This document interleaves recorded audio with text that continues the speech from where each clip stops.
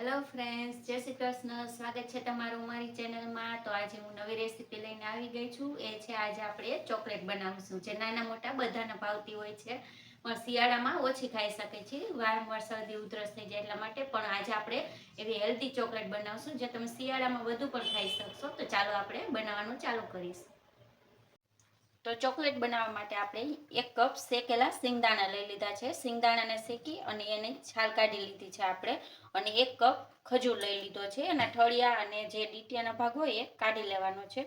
તો સૌથી પહેલા સિંગદાણાને આપણે અધકચરા ક્રશ કરી લેવાના છે. એકદમ ફાઇન પાવડર નથી કરવાનો, અધકચરો કરવાનો. તો સિંગદાણાને આપણે આ રીતે અધકચરા ક્રશ કરી લીધા છે.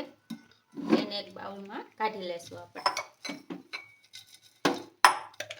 એકદમ ઝીણો પાવડર નહીં કરવાનો, યાદ રાખવાનું છે. અને હવે આ જે ખજૂર લીધો છે ને એને પીસી લેવાનો છે.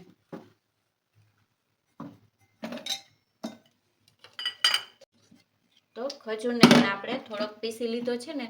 તો હવે છે ને એમાં જે આપણે સિંગદાણા ક્રશ કર્યા હતા ને એ એડ કરી દેવાના છે. અને બેયને સાથે પીસી લેવાનું છે. તો આપણે ખજૂરને સિંગદાણાને પીસી લીધા છે. તો આ એક બાઉલમાં આપણે મિક્સર લઈ લેશું પહેલાં. ત્યારબાદ આગળ આપણે ચોકલેટ બનાવવાનું ચાલુ કરીશું. ચોકલેટ બનાવવા માટે પહેલાં આપણે આ ચોકલેટ જે કમ્પાઉન્ડ આવી રીતે આવે છે એ લઈ લેવાનું. તમે કોઈ પણ કંપનીનું લઈ શકો છો. તો 2 પીસ મેં લીધા છે, થોડાક કટ કરી લીધા છે. અને આવી રીતે ઝીણા ઝીણા કટ કરી લેવાના છે, એટલે જલ્દી મેલ્ટ થઈ જશે. આ ચોકલેટને આપણે ડબલ બોઇલ કરવાની છે. આવી રીતે ઝીણું ઝીણું કટ કરશો તો ઝડપથી થઈ જશે બોઇલ. તો બધું પહેલાં આ 2 આપણે પીસ કટ કરી લેશું. તો આપણે ચોકલેટ કમ્પાઉન્ડ કટ કરી લીધું છે. અને અહીં આપણે એને ડબલ બોઇલ કરશું. પાણી ગરમ કરવા મૂકી દીધું છે. પાણી ગરમ થઈ જાય એટલે એની ઉપર આ વાસણ રાખી દેવાનું છે. તમારે ડાયરેક્ટ ચોકલેટને કોઈ દિવસ ગરમ નથી કરવાની. આવી રીતે આપણે મેલ્ટ કરી નાખશું ચોકલેટને. હલાવતા જવાનું છે. મીડિયમ ગેસની ફ્લેમ રાખવાની, એટલે ધીમે ધીમે ઓગળશે.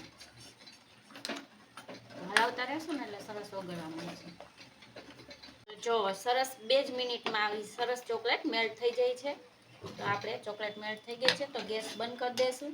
મેલ્ટ કરી છે એમાંથી 1 ચમચી જેટલી આપણે જે મિક્સર તૈયાર કર્યું છે એમાં એડ કરી દઈશું.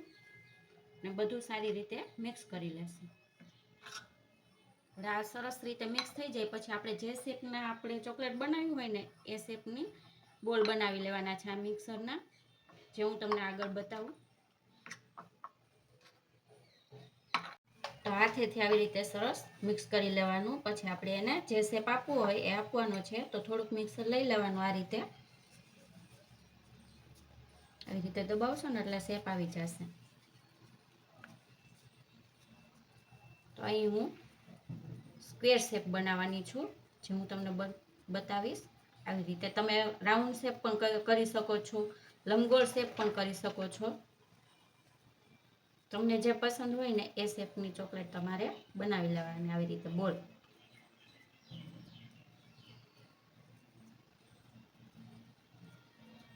જો આવી સ્ક્વેર શેપનું હું બધા જ બોલ પહેલાં બનાવી લઈશ.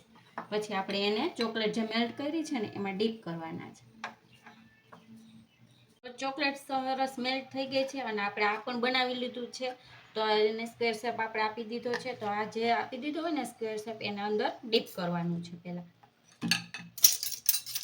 આવી રીતે ફોર્ક 2 લઈ લેવાની, એની મદદથી ચારેકોર આવી સરસ ડીપ કરી લેવાની.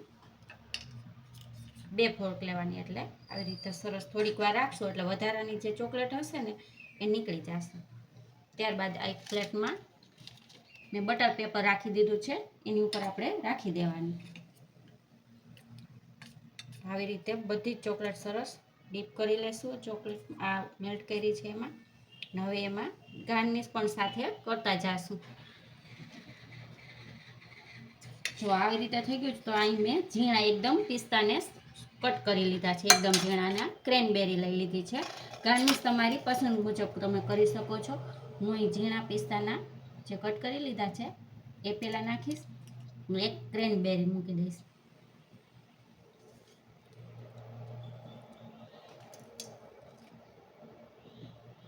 આવી રીતે બધી જ ચોકલેટ હું પહેલાં બનાવી લઈશ. તો આપણે બધી જ ચોકલેટ આવી રીતે બનાવી લીધી છે.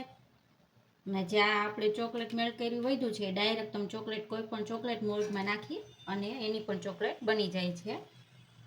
આપણે ડીપ કરવાનું એટલે થોડુંક વધારે જ મેલ્ટ કરવી પડે છે. આપણી ચોકલેટ બનીને હવે તૈયાર છે. અને આપણે ફ્રીજમાં 6-7 મિનિટ માટે રાખીશું, જેથી તે સરસ કડક થઈ જશે. ત્યારબાદ આપણે બહાર કાઢી લઈએ અને હું તમને બતાવીશ. આપણે ફ્રીજમાંથી ચોકલેટ કાઢી લીધી છે. જો તમે જોઈ શકો છો સેટ થઈ ગઈ છે ચોકલેટ. તમારે એને ફ્રીઝરમાં નથી મૂકવાનું, યાદ રાખજો ફ્રીજમાં જ મૂકવાનું છે. જ્યાં વધારાની ચોકલેટ આપણે ચોઈટી હોય ને આ રીતે કટ કરી લેવાની. તો અહીં પહેલાં મૂકી દઈશ. જો આ રીતે કટ કરી લેશું સરસ, વધારાનું બધું કાઢી અને એક પ્લેટમાં ગાર્નિશ કરીશું. તો આપણી ચોકલેટ સરસ મજાની એકદમ જોતાં જ મોઢામાં પાણી આવી જાય એવી બની છે ને. તો તમને મારી આ રેસીપી કેવી લાગી? જો ગમી હોય ને તો લાઈક અને શેર કરી દેજો અને કોમેન્ટ કરજો. અને હજી સુધી જો અમારી ચેનલને સબસ્ક્રાઈબ ન કરી હોય ને તો સબસ્ક્રાઈબ કરી દેજો. Thank you. ફરી મળીશું.